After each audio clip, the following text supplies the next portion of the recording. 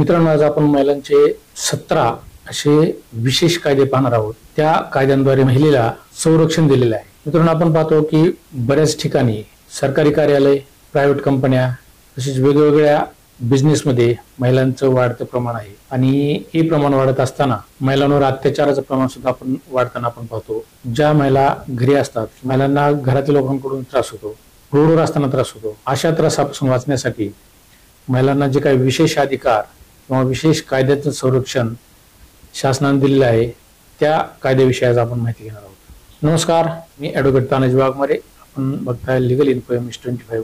मित्रांनो, तुम्ही जर या चॅनलवर नवीन असाल तर चॅनलला सबस्क्राईब करा, व्हिडिओला लाईक करा आणि शेअर करायला विसरू नका। मित्रांनो, आपण मुख्य विषयाकडे जाऊ। यामध्ये महिलांविषयी सगळ्यात महत्त्वाचा पहिला जो कायदा आहे तो म्हणजे विधी सेवा प्राधिकरणाकडून महिलांना कलम 12C नुसार मोफत सल्ला, त्याचबरोबर कोर्टामध्ये मोफत वकील मिळण्याची सुविधा शासनाने प्रदान केलेली आहे। त्यामुळे उत्पन्न कितीही असो, उत्पन्नाची कुठलीही अट या विधी सेवा प्राधिकरण अंतर्गत महिलांना सल्ला मिळण्यासाठी कुठल्याही प्रकारची अट नाही। त्याच्यानंतर दुसरा जो कायदा आहे किंवा दुसरा महिलांसाठी जी हेल्पलाईन आहे ती आहे 1091 नंबर, त्याचबरोबर 100 नंबर।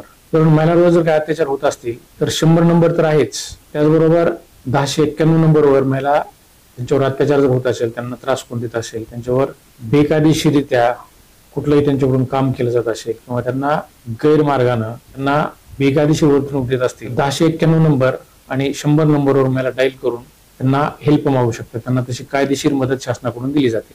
याच्यानंतर तिसरा जो अधिकार आहे तो मेंटेनन्स म्हणजे पोटगी। यापूर्वी CRPCच्या कलम 125 नुसार महिलांना पोटगीचा अधिकार होता, पण त्याचबरोबर आता नवीन आलेला कायदा भारतीय नागरिक सुरक्षा संहिता 2023 नुसार सेक्शन 144 नुसार महिलांना पोटगी मागण्याचा अधिकार आहे। त्यांचे पती महिलांना जर सांभाळू शकत नसतील, त्यांच्या मुलांना सांभाळू शकत नसतील तर BNSSच्या कलम 144 नुसार महिलांना पोटगी मागण्याचा अधिकार देण्यात आलेला आहे।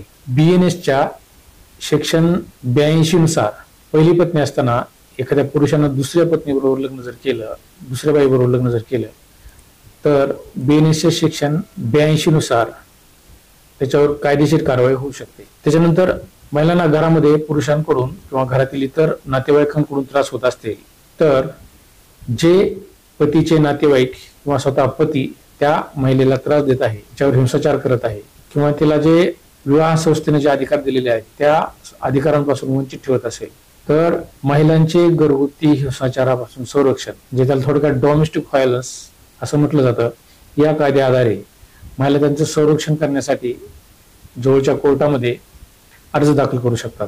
मित्रांनो, पूर्वीच्या सेक्शन 498A नुसार आता BNS 2023च्या सेक्शन 85 नुसार पती अथवा पतीचे नातेवाईक स्त्रीला जर क्रूर वागणूक देत असतील तर त्यांच्या विरुद्ध BNS सेक्शन 85 नुसार त्यांच्यावर कायदेशीर कारवाई करता येऊ शकते।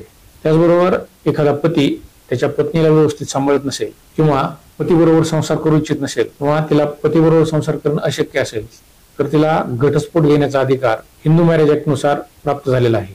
आपण या कायद्याविषयी सविस्तर यानंतरच्या व्हिडिओमध्ये विवेचन करणारच आहोत, परंतु आता महिलांसाठी जे 17 कायदे आहेत त्या 17 कायद्यांच्या बद्दलची आपण माहिती आता घेत आहोत। महिलेला तिच्या पतीच्या संपत्तीमध्ये कायद्याने अधिकार दिलेला आहे। त्याचबरोबर महिलेला तिचे जे वडील आहेत, वडिलांच्या प्रॉपर्टीमध्ये समान अधिकार दिलेला आहे। त्यामुळे वडिलांच्या प्रॉपर्टीमध्ये स्त्री तिचा हक्क मागू शकते। त्याचबरोबर कामाच्या ठिकाणी, रोडनं जात असताना किंवा सार्वजनिक ठिकाणी एखाद्या महिलेला जर कोणी त्रास देत असेल किंवा तिचा छळ करत असेल किंवा ज्याला आपण टीजिंग म्हणतो, असा जर का प्रकार होत असेल तर BNSच्या सेक्शन 74 नुसार विनयभंगाची केस दाखल केली जाऊ शकते। पूर्वी यासाठी IPCचे कलम सेक्शन 354 नुसार कारवाई होत असेल। त्याचबरोबर एखाद्या स्त्रीवर बलात्कार झाला, बलात्कारासाठी BNSच्या सेक्शन 63 नुसार कायदेशीर कारवाई करता येऊ शकते। तो जो गुन्हेगार आहे त्या गुन्हेगारावर कायदेशीर कारवाई करता येऊ शकते। एखादी स्त्री जर कामाच्या ठिकाणी तिला कोणी त्रास दिला किंवा तिच्याकडून सकाळी 6 ते 7च्या कालावधीशिवाय म्हणजे संध्याकाळी 7 नंतर जर कोणी स्त्रीला कामावर बोलत असेल तर तो कायद्याने गुन्हा आहे। त्याचबरोबर दिवसाच्या 5 तास काम संपल्यानंतर त्या स्त्रीला 1 तास सुट्टी देणं कायद्यानं आवश्यक आहे। त्याचबरोबर आठवड्यातील 48 दिवसापेक्षा जास्त स्त्रीकडून काम करून घेता येणार नाही। त्याचबरोबर ज्या ठिकाणी स्त्री काम करत आहे त्या ठिकाणी स्त्रीसाठी सेपरेट टॉयलेट बाथरूमची व्यवस्था करणं कायद्यानं क्रमप्राप्त आहे. जर एखादी स्त्री सरकारी किंवा प्रायव्हेट ठिकाणी काम करत असेल आणि ती स्त्री प्रेग्नंट असेल तर प्रेग्नन्सीच्या अगोदर 6 आठवडे आणि डिलिव्हरीनंतर 6 आठवडे ती महिला तिच्या पगारासाठी हक्कदार आहे किंवा ती तिचा पगार मिळू शकते. तिला कुणीही तिच्या पगारापासून अडवू शकत नाही. असा अधिकार तिला मॅटर्निटी ऍक्ट 1961 नुसार शासनाने दिलेला आहे. त्याचबरोबर बऱ्याच स्त्रियांना कामाच्या ठिकाणी लैंगिक त्रास दिला जातो. तिच्याकडून वेळी अवेळी काम करून घेतलं जातं. तिचा विनयभंग केला जातो किंवा तिच्यावर पाळत ठेवली जाते. तिला चिडवलं जातं किंवा तिला त्रास होईल अशा जर गोष्टी होत असतील तर त्यासाठी sexual harassment of woman at work place prevention prohibition and redressal act 2023 नुसार संबंधित व्यक्तीवर गुन्हा दाखल होऊ शकतो. मित्रांनो, स्त्री ज्या ठिकाणी काम करत असेल जर ते काम समान काम असेल म्हणजे पुरुषाच्या बरोबरीचं जर काम असेल आणि स्त्रीला जर कमी वेतन मिळत असेल तर तो एक गुन्हा आहे.